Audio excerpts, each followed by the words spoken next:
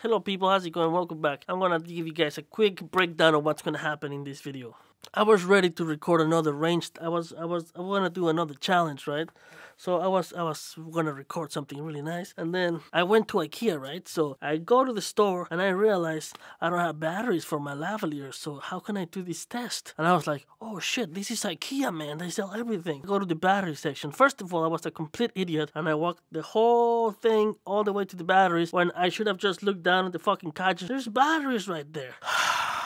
So anyways, what happened was, I was getting ready, right? The whole shebang, bang, bang. The whole contraption here in my camera rig broke because I forgot to bring the Allen key, tighten the sound devices to the camera, and then everything went to shit. And then I was like, so there's no video today.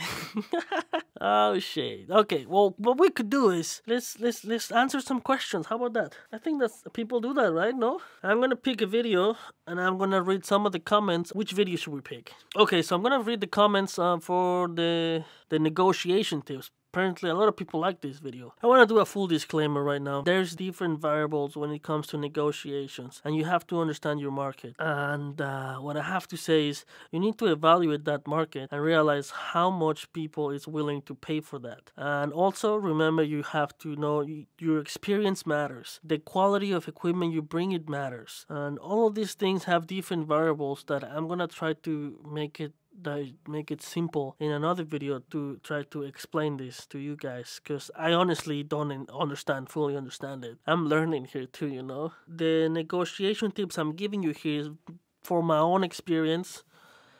I'm not a freaking...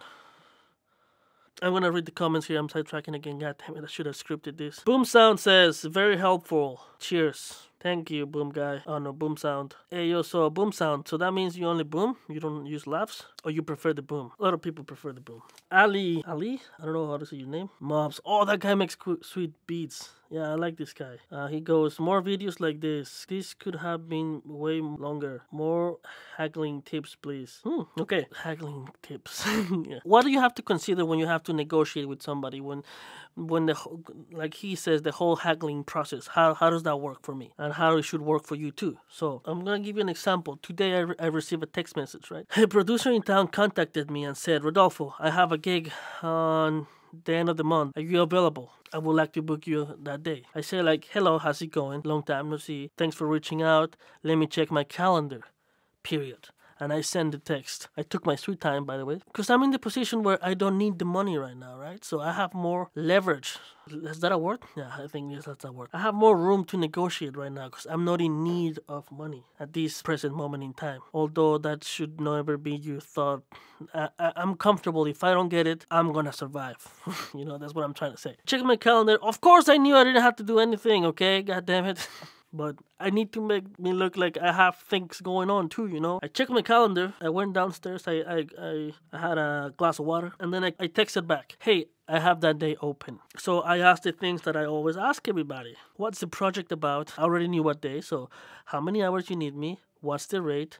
And where are we shooting? So she comes back to me saying like, it's gonna be 12 hours and I have 400. Okay, that's pretty low. I made her aware that that was pretty low. And then she came back to me saying that, I know, but that's what they gave. That's what I have in the budget. And I replied back, how many cameras are you shooting with? We're shooting on a DSLR. And I was like, okay. So that means that they're not blowing their budget on the camera. Okay, that's cool. And then I was like, okay, 400 is still pretty low. And then she replies to me, are you okay with that rate? Can I book you? And I was like, how many actors are you gonna need? And what kind of equipment were you looking for? Can you tell me more information about the project so I can allocate what kind of gear I'm gonna need? So then she goes, we're gonna need 2 people. There's gonna be 2 people on camera talking. It's a commercial. You will not need more than two lavaliers and 1 boom. That's it. I asked her, are you gonna need a smart slate? Then she goes, no. Okay, cool. I can leave that at home. Are you gonna need Comtex? Then she goes, no. Okay, cool. I can leave those at home. Are you gonna need time code? And then she goes, no. So I'm getting rid of all of the things, the extra things, right? And I'm not gonna provide them if they're only paying me 400. I still haven't said yes though. And then she says like, so can we book this day? What I can do is I can charge 400 for my labor, and I need at least 150 to 200 for my gear. So that brings the rate to a total of $600. And then she goes, I can't do 600, it's too much, my budget is 400. And I'm like, do I need to work? Do I have to work? If I needed money, I would have say, I'm gonna do it. I'm gonna give you a discount on this rate. This is another thing you guys could do. And if you guys absolutely need this gig because you have to pay for your cereal, I would say you're tying my hands here. I would really like to work with you. I enjoy working with you guys, but 400 I think is extremely low. How about 450? And you guys pay for my miscellaneous and transportation. And then she goes, okay, let's do it. So I ended up getting the rate to 500. So yeah, we came to an agreement. If they don't want to go over 400 and you need to do, I would say don't do it. Like in my position, I would say don't do it, don't bother. And if you do it, tell them I'm not. If you own sound devices, tell them I'm not gonna bring my sound devices though. I'm gonna bring my trusty Zoom H6. We don't need that kind of equipment. We need professional equipment. Well, you have to pay for the professional equipment. I need to relax a little bit, man. Because I'm getting too tense here. That's another thing you could do, like to negotiate with people, my man. Carlos Minillo.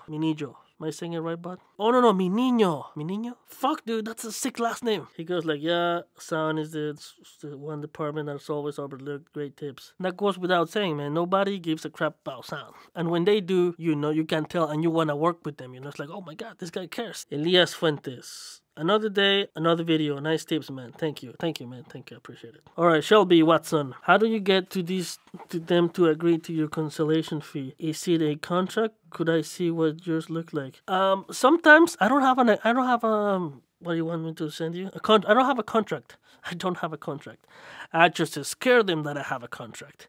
And when they do ask for a contract, I'm going to be pooping my pants because I don't have one. And I should have one. I'm going to build one. They never agree to these things. And when they agree, I never had to do this. So I always mention these cancellation fees. And that's when they get their shit together and they go like, oh, I cannot mess with this guy. And that's when they either booked me or they go like, okay, let me see if we have enough money to actually work with you.